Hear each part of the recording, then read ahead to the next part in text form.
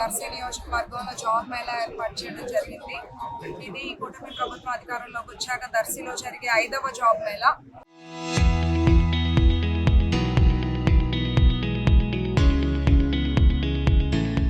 First job Mela నా సొంత నిధులతో ఏర్పాటు చేశాను. ఆన్ స్పాట్ 500 మందికి ఆఫర్ లెటర్స్ ఇచ్చున్నాము.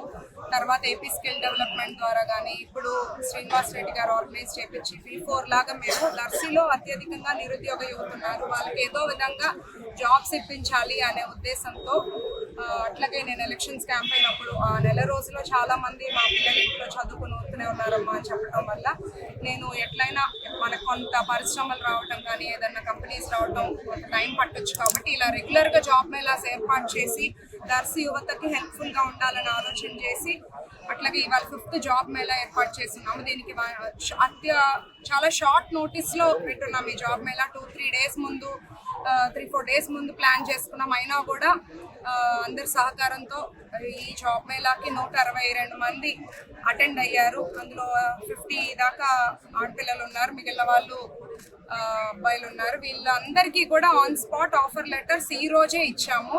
శ్రీ సిటీలో హీరో కానీ డైకిన్ కానీ ఇండో సోలార్ కంపెనీస్లో.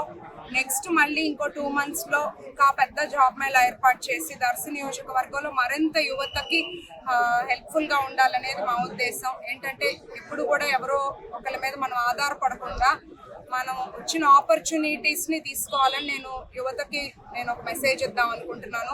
మనకి శాలరీ ఎంత ఏంటి అని చూడకుండా ఫస్ట్ ఏంటంటే ఎప్పుడైనా మంచి కంపెనీస్ చూసేది క్వాలిఫికేషన్ ఒకటి, సెకండ్ థింగ్ మనకి ఎక్స్పీరియన్స్ ఏంటి అనేది.